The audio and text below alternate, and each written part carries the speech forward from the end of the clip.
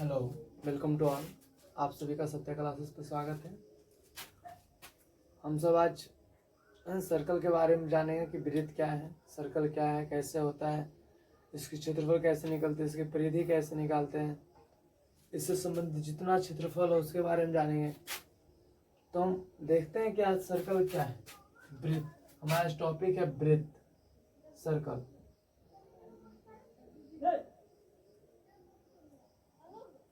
Circle मान लेते हैं सर्कल क्या है, समझते हैं। हमारे पास एक फिक्स बिंदु है, एक निश्चित बिंदु है। निश्चित बिंदु से एक निश्चित दूरी को हम लेते हैं। जैसे मान लें एक खुट्टा है, खुट्टा में है ना थोड़ा सा बड़ा पगा करके एक जानवर को बांध देते हैं और उस जानवर को पूरी ये जो दूरी है उसके अकॉर्डिंग चारों दिशा में हम ऐसा करके घुमा देते हैं। ऐसा थोड़ा सा दृढ़ हो गया, चारों दिशा में क्या करते हैं, इसे घुमा देते हैं। उससे जो आकार बनता है, ये निश्चित बिंदु और निश्चित दूरी के घूमने से जो आकार बनता है, उस आकार को हम सर्कल यानी वृत्त कहते हैं।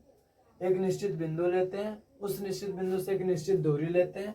जैसे मान लो एक है ना किला है जिसे हम खुट्टा बोलते हैं, और ये पगा है। यहाँ से दोनों को मिक्स करके और इस जो है ना जो दूरी है किला से, उसे चारों तरफ ऐसा करके हम घुमा देते हैं, रोटेट कर देते हैं। उससे रोटेट करने से जो आकृति बनती है उसे हम क्या बोलते हैं, वृत्त बोलते हैं। इस निश्चित बिंदु को हम केंद्र नाम देते हैं, जिसे हम नॉर्मल ओ से सूचित करते हैं। और ये जो दूरी बनी है, यहाँ तक की जो हमने दूरी डिस्टेंस लिया था, ये निश्चित जो है, निश्चित दूरी जो है, निश्चित दूरी जो है उसे हम त्रिज्या कहते हैं। निश्चित दूरी को त्रिज्या कहते हैं, त्रिज्या कहते हैं। त्रिज्या को हम आर यानी रेडियस बोलते हैं, उसे हम आर से लिखते हैं।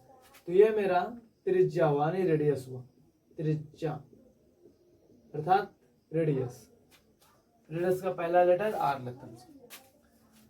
अब यहां से हम समझते हैं कि इसमें क्या क्या होते हैं। किसे हम परिधि कहते हैं, किसे हम क्षेत्रफल कहते हैं, कैसे हम परिधि को समझते हैं और कैसे हम क्षेत्रफल को समझते हैं। तो मान लेते हैं यहाँ पे एक आदमी है ए नाम का। वो क्या करता है, इसके है ना रस्सी को ले लेता है और रस्सी को तान कर इसके चारों है ना, इस चारों तरफ उस रस्सी के जितना भी निश्चित दूरी है उस चारों तरफ घूम लेता है। ऐसे करके किनारे किनारे किनारे किनारे घूम लेता है। जो किनारे किनारे घूमता है ये दूरी, ये जो किनारे किनारे रोटेशन क्या है ऐसे, ये इसकी हुई परिधि, जिसे हम पेरीमीटर बोलते हैं और इसे हम पी से लिखते हैं। परिधि है, पेरीमीटर। और इसे घूमने की वजह से जितना एरिया इसका कवर हुआ, जितना क्षेत्र ये कवर हुआ, ये कहलाएगा वृत्त का क्षेत्रफल। ये जो जितना एरिया को कवर किया, जैसे मैंने यहाँ चला, यहाँ चारों तरफ घुमा, तो मैंने जो जिस रास्ते पे चारों तरफ घुमा, एक पतली क्यारी भी हो सकती है ना, उस चारों तरफ को हम परिधि कहेंगे।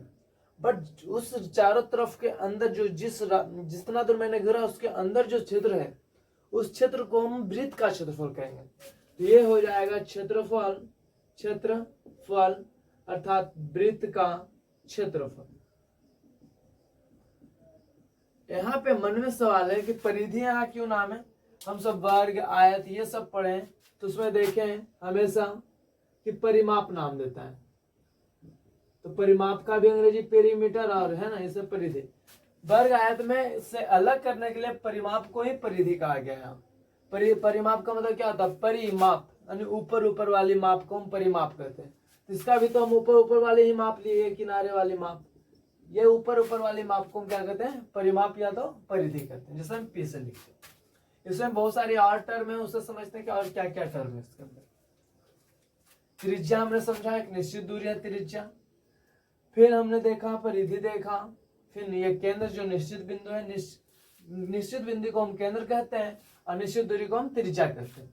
उसके अकॉर्डिंग घूमने पर जो लाइनिंग है ना, एक रेखा नहीं कह सकते, एक जो डिजाइन बनती है उसे हम वृत्त कहते हैं।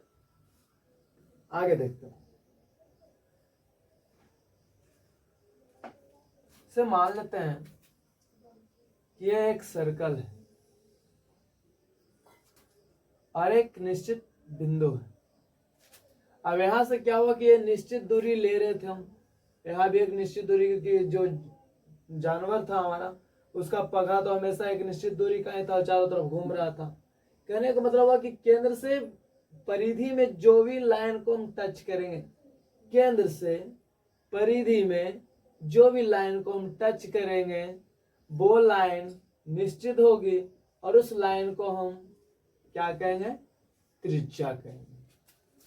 यानी एक वृत्त के अंतर्गत एक से अधिक त्रिज्याएं खींच सकते हो, होती नहीं है, खींच सकते हम, क्योंकि हम हो सके एक ही त्रिज्या खींचे, दो त्रिज्या खींचे, तीन त्रिज्या खींचे, तो हम ये नहीं कहेंगे कि होती है, हम खींच सकते हैं। तो एक वृत्त के अंदर हम अनंत त्रिज्या यानी बहुत सारी अनगिनत त्रिज्या खींच सकते हैं।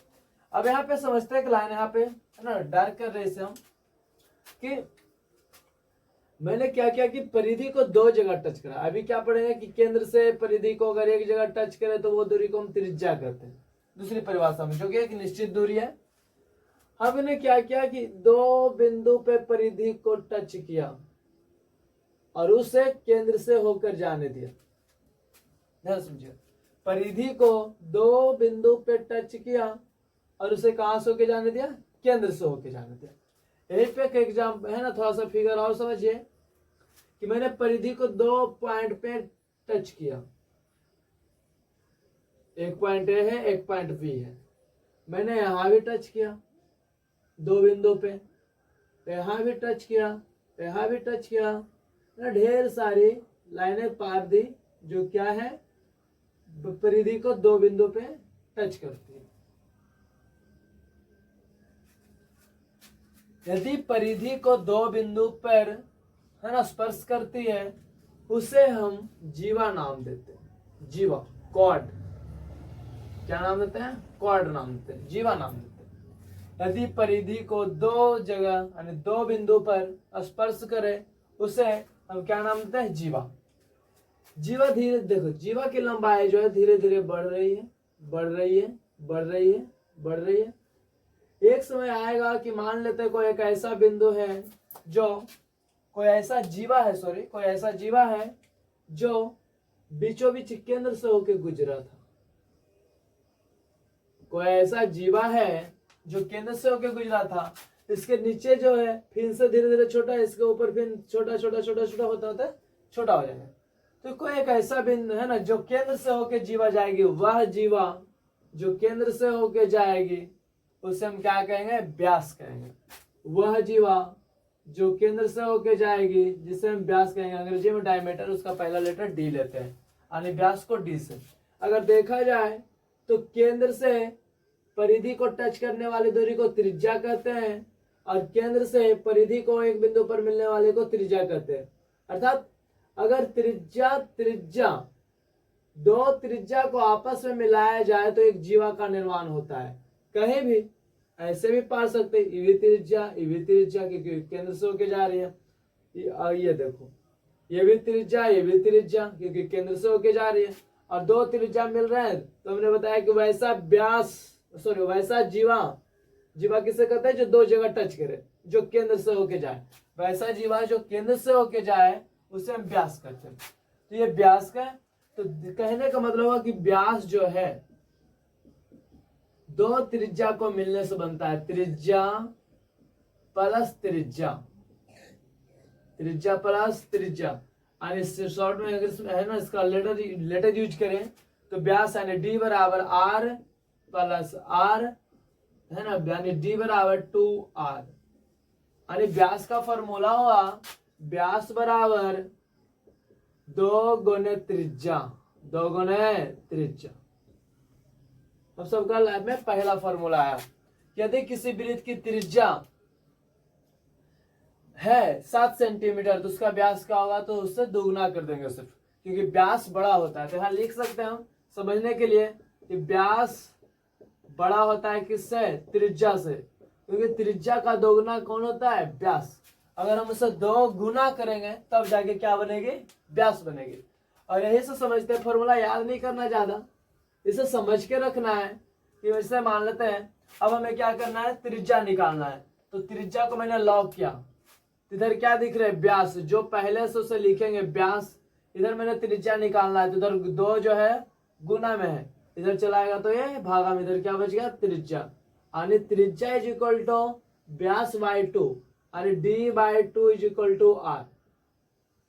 कहने का मतलब है कि व्यास की आधी त्रिज्या कहलाती है और त्रिज्या की दुगना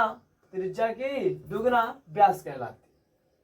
तो याद रखिएगा ये कि व्यास की आधी त्रिज्या और व्यास की आधी त्रिज्या और त्रिज्या की दुगना व्यास कहलाती है।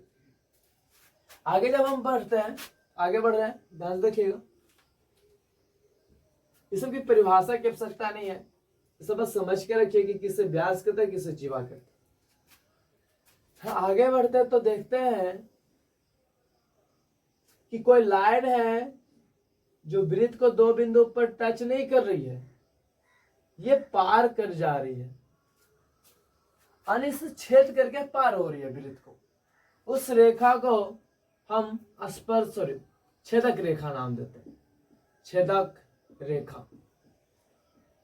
ये वृत्त को स्पर्श नहीं कर रही है, आर पार हो रही है, यानी छेद करके, इससे याद रखिए इस पार से ऊपर छेद करके पार हो गए, इसलिए इसे हम छेदक रेखा का नाम देते हैं। कौन सी रेखा है, छेदक रेखा। कौन रेखा, छेदक रेखा। इसके बारे में बताया भी कि अगर सिर्फ स्पर्श करें, यह देखिए यह स्पर्श किया, वृत्त की परिधि को अगर 2 बिंदु पर स्पर्श करें, हम उसे क्या नाम देते हैं, जीवा नाम देते हैं। एक जीवा खींच सकते हैं या बहुत सारी जीवा खींच सकते हैं, हम बहुत सारी जीवा खींच सकते हैं, देख लीजिए। हमें याद रखना ये सब बातें इंपॉर्टेंट है कि एक वृत्त में हम अनंत जीवा भी खींच सकते हैं, एक वृत्त में हम अनंत जीवा खींच सकते हैं, एक वृत्त में हम अनंत व्यास भी खींच सकते हैं, एक केंद्र से होकर जाने वाली ना जाने कितने। जब त्रिज्या अनंत है तो आप सोचिए कि इधर त्रिज्या मिलेगी, तो कंफर्म है कि त्रिज्या मिलकर एक व्यास बनाएगा, यानी जितना त्रिज्या खींच सकते हैं उससे आधे तो व्यास खींच ही सकते हैं, यानी अनंत त्रिज्या खींच सकते हैं तो अनंत व्यास भी खींच सकते हैं। तो याद रखेंगे एक वृत्त में अनंत त्रिज्या खींच सकते हैं, अनंत व्यास खींच सकते हैं और अनंत जीवा खींच सकते हैं। एक वृत्त के अंतर्गत हम अनंत त्रिज्या खींच सकते हैं, अनंत व्यास खींच सकते हैं, अनंत जीवा खींच सकते हैं। छेदक की बात है तो छेदक भी मन हो तो जैसे तैसे खींच सकते हैं, कोई दिक्कत नहीं है। अब बात करते हैं छेदक की बात, थोड़ी सी कंसेप्ट पकड़ के चलते हैं, उसके बाद आते हैं क्षेत्रवृत्ति पे। हम मान लेते ये वृत्त है और मैंने यहाँ पे कोई एक बिंदु लिया और यहां से एक लाइन मैंने खींच दिया, स्पर्श कर रहा, सिर्फ काटा नहीं, इसे सिर्फ स्पर्श किया और पार हो गया। तो वृत्त को जिससे मान लिया वृत्त है, ये मान लेते हैं वृत्त है, तो आई रेखा इधर से और ऐसे आई और ऐसे स्पर्श करके हम सिंपल सी पार हो गया, ऐसे स्पर्श, ओनली कांटेक्ट की, इससे छेद वोद नहीं करके पार हुई, छेदक नहीं है, ओनली कांटेक्ट की। छेदक तो ये तब होता है जब ऐसे आते हैं और हल्का सा काट के चली जाती है, ये छेदक रेखाएं थी। बट ये जो स्पर्श किया इसीलिए इसका नाम है स्पर्श रेखा, टाइजेंट, स्पर्श रेखा। कौन रेखा, स्पर्श रेखा, टाइजेंट है, तो ये स्पर्श रेखा है। तो याद रखिएगा। अब यहाँ पे है कि एक बिंदु यहां लेते हैं तो यहां भी खींचेंगे,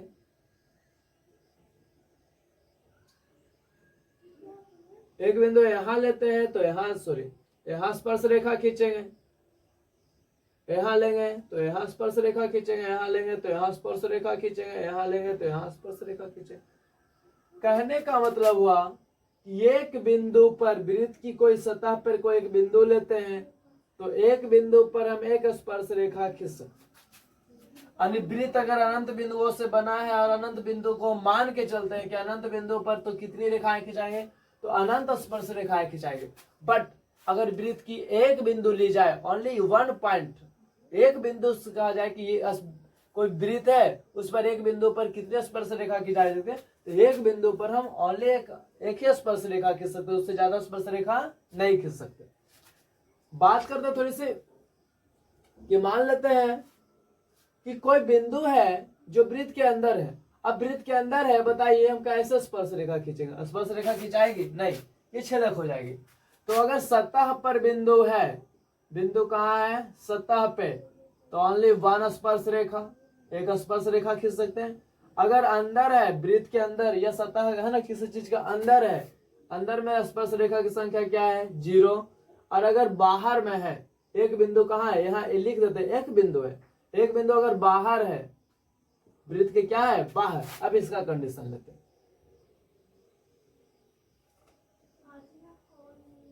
मान लेते हैं यहाँ पे एक बाहर में बिंदु है, तो ये क्या होता है, ये मैं स्पर्श रेखा यहां से खींच, और एक बिंदु अगर बाहर है, बाहर बिंदु से हम 2 स्पर्श रेखा खींच सकते हैं, उससे ज्यादा नहीं, एक वस्तु है ना, एक बिंदु से सॉरी, अगर बाहर में कोई एक बिंदु है, अगर उससे बोले कि हम वृत्त पर कितने स्पर्श रेखा खींच सकते हैं, तो बाहर की बिंदु से वृत्त पर हम 2 स्पर्श रेखा खींच सकते हैं, और ये दोनों स्पर्श रेखा की लंबाई आपस में इक्वल हो, आपस में बराबर होगा। अगर ये 5 सेंटीमीटर का एक है, तो ये भी 5 सेंटीमीटर का ही होगा।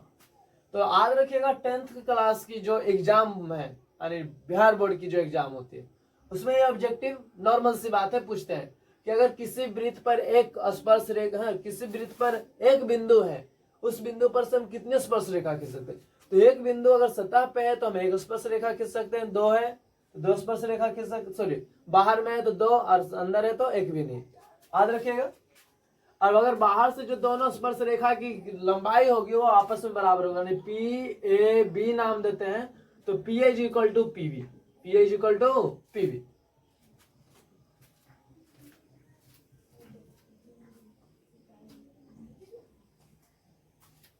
आगे देखते हैं, अब यहां से हम क्षेत्रमिति की ओर अब चलते हैं।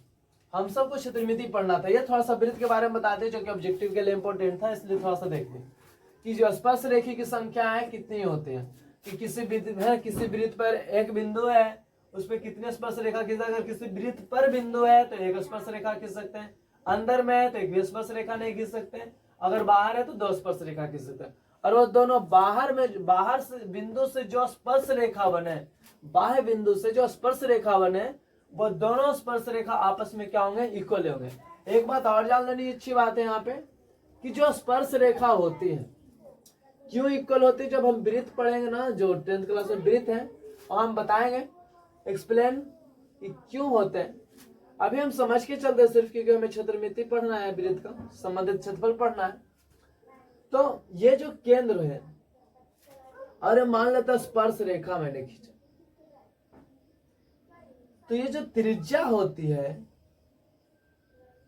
आर, जो होती है स्पर्श रेखा, ये स्पर्श रेखा है, ये आपको पता है, ये त्रिज्या है, ये आपको पता है, ये केंद्र है। तो जो केंद्र है, केंद्र से जो परिधि पर जो दूरी है वो त्रिज्या कहलाती है। स्पर्श रेखा पर त्रिज्या जो होता है 90 डिग्री का कोण बनाती है, यानी लंब होती है। क्या होती है, लंब। लंब याद रखिएगा कि स्पर्श रेखा ऐसे नहीं खींच देते हम, और त्रिज्या को 90 डिग्री के रूप में बनाते हैं, उसके बाद स्पर्श रेखा खींचते हैं।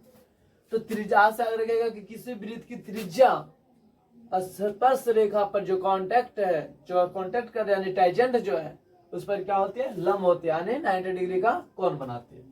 चलिए अब क्षेत्रमिति की ओर चलता हूँ, ये थोड़ा सा कंसेप्ट था इसलिए बता रही है। हम यहाँ लिखते हैं वृत्त से संबंधित क्षेत्रफल, बद्धित क्षेत्रफल।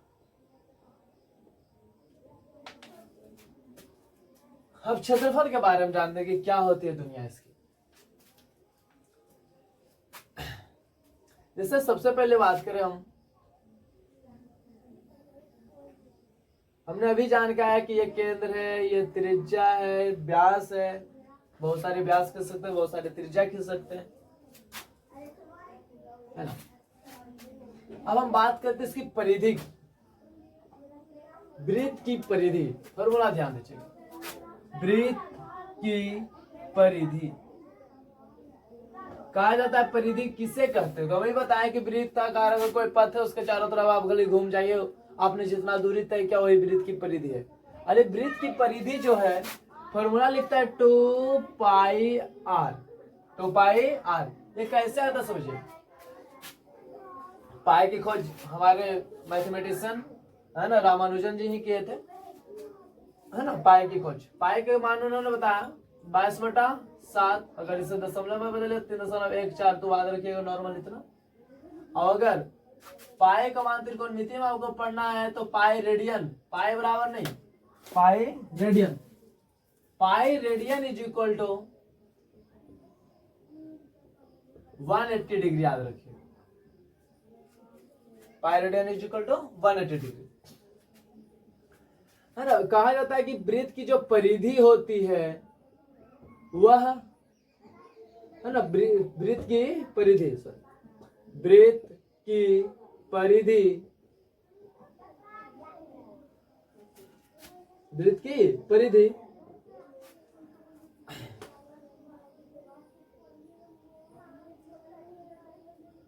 वृत्त की परिधि एक नियतांक होती है। सॉरी क्या उल्टा, सॉरी। कहा जाता है कि परिधि और व्यास परिधि और व्यास का अनुपात हमेशा एक नियतांक होती है, एक नियत नंबर होती है। जैसे परिधि हमने क्या जाना 2 πr, अब व्यास मैंने क्या जाना 2r, r से r कैंसिल, 2 से 2 कैंसिल, यानी पाई। तो हमेशा याद रखिएगा कि परिधि, वृत्त की परिधि और वृत्त के व्यास का जो जब रेशियो किया जाए, अनुपात किया जाए, तो क्या आता है, एक निश्चित संख्या आता है जिसका मान है 22/7। उन्होंने ऐसा करके देखा तो पाई का मान उन्होंने निकाला। अब है वृत्त का क्षेत्रफल, वृत्त का क्षेत्रफल पाई आर स्क्वायर, इसे कहा जाता है। देखिए इसे जानने में ज्यादा थी नहीं, ये वृत्त को ऐसे टुकड़े में बांट दिए, ऐसे ऐसे, यहाँ हल्का कर्व लेते गए, है ना, कर्व कि थोड़ी थोड़ी चाप लेते हैं ऐसे, फिर ऐसे बनाए, फिर ऐसे बनाए, फिर ऐसे बनाए, ऐसे इसको छोटे छोटे चापों में काटते गए। तो ये जो वृत्त का क्षेत्रफल होना एक आयत के रूप में हुआ, और आयत को है ना लंबाई गुना चौड़ाई के, तो ये जो त्रिज्या थी आर और ये लंबाई, है ना, तो याद रखिएगा सब कि वृत्त का क्षेत्रफल पाई आर स्क्वायर होता है, पाई आर स्क्वायर। अब इस सब क्वेश्चन जानते हैं कि कैसे कैसे क्वेश्चन होता है। एक तो क्वेश्चन जान लेते हैं पहले। नॉर्मल क्वेश्चन है, किसी वृत्त की त्रिज्या 7 सेंटीमीटर हो तो उस वृत्त का क्षेत्रफल, परिमाप तथा व्यास ज्ञात।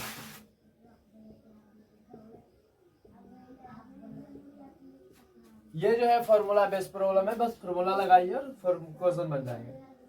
आपको सब कुछ दे रखा है, बस आपको फॉर्मूला लगाना है। करना क्या है, कह रहा है जो दिया गया, तो लिखिए दिया गया है वृत्त का क्या दिया, वृत्त का त्रिज्या बोले तो r 7 सेंटीमीटर। पूछ रहा है आपको परिमाप, क्षेत्रफल, व्यास। तो सबसे पहले व्यास निकालते हैं कि वृत्त का व्यास इज इक्वल टू 2 गुने त्रिज्या, यानी d बराबर 2 गुने 7 सेंटीमीटर, यानी 14 सेंटीमीटर। अब है परिमाप यानी परिधि जिसे हम बोलते हैं। दूसरा में वृत्त का परिमाप या तो परिधि, जिसे हम परिमाप भी बोल सकते हैं और परिधि भी बोलते हैं। 2 पाई आर यानी P इक्वल टू 2 गुने पाई का मान अभी बताया 22/7 इक्वल टू आर कितना दिया है 7 सेंटीमीटर। 7 से 7 खत्म तो P इक्वल टू 2 × 22 यानी 44 सेंटीमीटर, यानी 22×44 सेंटीमीटर। अब निकालते हैं क्षेत्रफल, वृत्त का क्षेत्रफल पाई आर स्क्वायर। तो क्षेत्रफल बराबर पाई का मान 22/7 गुने 7 सेंटीमीटर का स्क्वायर, तो एरिया बराबर हो गया 22/7 गुने 7 सेंटीमीटर। स्क्वायर का मतलब कितने बार गुना, 2 बार गुना, तो 7 सेंटीमीटर गुना 7 सेंटीमीटर, एक से एक खत्म, तो बच गए 22 है ना, 52 से सेंटीमीटर सेंटीमीटर गुना में तो सेंटीमीटर। ये है फॉर्मूला बेस प्रॉब्लम, इसे हम फॉर्मूला बेस प्रॉब्लम कहते हैं कि फॉर्मूला बस लगा दिया और बन गया। बहुत सारे को फॉर्मूला बैठाना नहीं आता तो उसे ध्यान से समझे कि करना क्या होता है। जैसे 2 पाई आर हम पढ़ते 2 पाई आर। हाँ, बहुत सारे लोग ऐसे हैं जिन्हें समझ में आता है कि 2 पाई आर तब कैसे बैठाए। तो 2 पाई आर हम बताए चर और अचर के बीच में मल्टीपल होता है। यहाँ पे पाई एक 22/7 एक अचर संख्या, ये 2 भी अचर संख्या है, बट यहाँ पाई के रूप में लिखा गया है, इसलिए आप यहाँ भी मल्टीपल ही समझ के चलिए। तो 2 गुने पाई, पाई जो है सब गुना में है, सबके बीच में किस चीज का है, गुना चिन्ह। तो 2 पाई और गुना आर। आप इसे अगर ऐसे याद रखें तो आपको ज्यादा आसानी होगी कि 2 गुने पाई गुने त्रिज्या, 2 गुने पाई गुने त्रिज्या, वृत्त की परिधि बराबर 2 पाई आर। आप जिन्हें बैठाना था उसके उनके लिए अच्छा है, बट जिन्हें नहीं समझ में आता कि 2 पाई आर में हम कैसे इसे गुना कर देते हैं, वो ऐसा रखे कि वृत्त का जो परिधि होता है वो वास्तव में 2 गुने पाई गुने त्रिज्या होती है, 2 गुने पाई गुने त्रिज्या। और आपको त्रिज्या ऑलरेडी दे रखता है, तो त्रिज्या का यहाँ मान रखना होता है। फिर हम ऐसे भी याद कर सकते हैं, या तो सब लिख सकते हैं पाई गुने त्रिज्या गुने त्रिज्या, 2 बार। आर स्क्वायर का मतलब क्या, 2 बार गुना है, तो हम इससे 2 बार गुना करते हैं, पाई गुने त्रिज्या गुने त्रिज्या। त्रिज्या आपको कितना दिया, 7, तो 7 गुने 7 2 बार के, एक से एक कैंसिल हो गया, बचते 14 से। फॉर्मूला जब नहीं समझ में आया तो उसे इस तरीके से कन्वर्ट करके सीखें।